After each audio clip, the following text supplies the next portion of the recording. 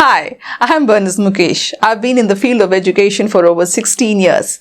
Preschool education is my forte, working with kids between the ages 2 to 6, pre-KG, lower kindergarten and upper kindergarten. I've been with this age group ever since I started my Montessori preschool in the year 2006.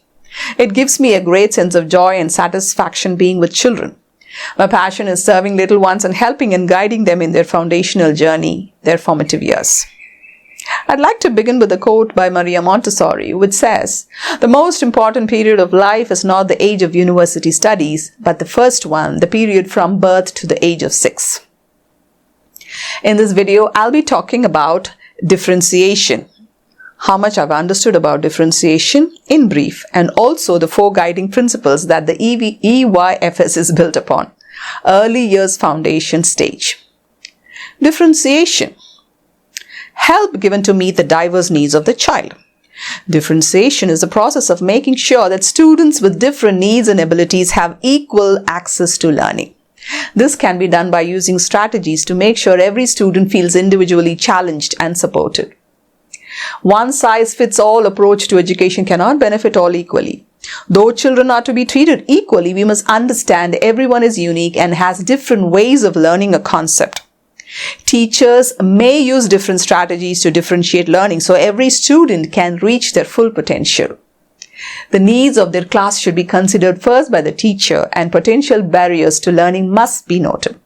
This would help the teacher to support her students and overcome the barriers.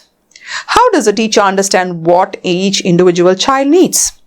To know this, the teacher first gets to know each child individually by collecting data in various ways. One could be student interview, getting to know your child, knowing their favorite styles and learning, how confident they are in taking tasks and topics, what they like doing in their spare time, and more. It can be done at the start of the year. And also you should be able to identify whether they learn visually, through auditory, or kinesthetic, or through reading and writing. Keeping a learning profile for each student will enable the teacher to create lesson plans and tasks that enable students to get the most out of their learning. Next is parent interview. It is a good idea to speak with their parents too in the beginning of the year. This can be really beneficial. Next would be observing kids during play, indoor and outdoor games. Observing how they interact with their peer, how much language they use, how do they react to situations, how do they share, how do they manage their emotions, and more. Also things to be noted are instructional behavior, social behavior, and general behavior and conduct. There are various barriers to learning that may require consideration as well. Common barriers to learning in children are, firstly, I would think language. A student might find hard to learn in an English environment as they may come from a home speaking in a different language. Next is learning disabilities, which involve a broad spectrum of diverse problems. For example, a child with Down syndrome. Also, emotional learning barriers. A child's emotional state can detrimentally affect their learning in some cases. They may not be reaching their potential. Also, motivational learning barriers. Children sometimes underperform at school because they aren't motivated. And I have seen this in many homes. An unstable home environment also can be one of the barriers. Like, for example, a children may come from a single parent home, or maybe the child is not treated well or goes through some abuse in the home. So these can also contribute to barriers for learning. Other barriers to learning also include learning difficulties such as dyslexia and dyscalculia. Having said this, teachers should create an environment that helps kids overcome these barriers by creating an environment suitable for students with different needs. Effective differentiation could be teaching the same materials to all students but by using several types of learning strategies. It could also mean teacher delivering lessons that are tailored to the differing ability levels of each student. Creating various lessons that are based on different learning profiles in the class. grouping students together based on ability, topical knowledge, or shared interests. Assessing students by using ongoing formative assessments is very important. Managing the classroom to create a space that promotes learning in a supportive atmosphere. Continuing to assess and modify lesson plans and the content. Seating arrangements can be changed. Students can be seated according to their interests and ability. Organizing students in this way can make it easier to differentiate instruction for small groups, as the teacher can circulate and personalize their instruction among different tables. This way will make it easier when it comes to differentiating the materials and instruction.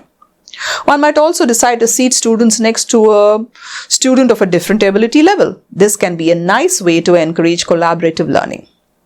Displays and decorations in the classroom also should be conducive for learning. Well, the aim of differentiation is to make learning as effective as possible for all students, taking their individual needs into account.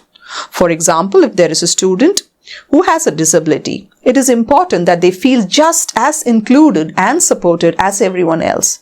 This may mean providing them with adapted materials, changing the layout of your classroom, and ensuring that everyone can participate in activities that caters to diversity. How can differentiation support a child? Differentiation within a classroom aims to ensure that all children are provided with work that will allow them to progress through the curriculum and achieve their own milestones. This might be in the form of extra explanation from teachers, one-to-one support, different success criteria, or perhaps more challenging tasks. Differentiation not only supports children who find learning tricky, but also those who require more challenges in certain areas.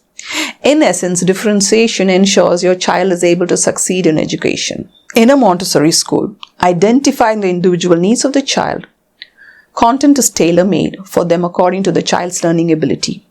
The unique aspect of Montessori method is that it emphasizes a learning environment tailored to each child's specific ability and their needs.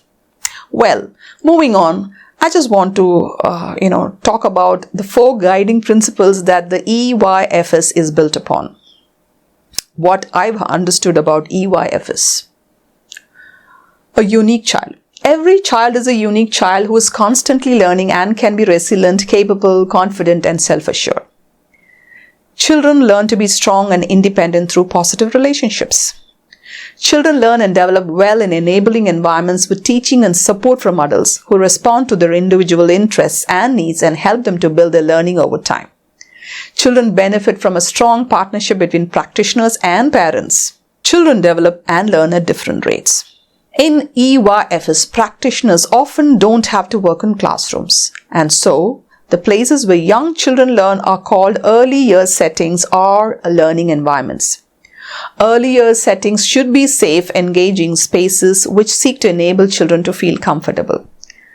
The early years foundation stage guidelines aim to provide quality and consistency in all early years classes, a secure foundation through learning opportunities tailored to the needs of pupils of this age group, that is 0 to 5, partnership working between parents and practitioners, equality of opportunity to support children of all backgrounds. These are some of the things I've learned about Eyfs and differentiation in a classroom. In closing, I'd like to say every child is unique and justice needs to be done in the school environment. The mediocre teacher tells, the good teacher explains, the superior teacher demonstrates, the great and best teacher inspires. Thank you all so much.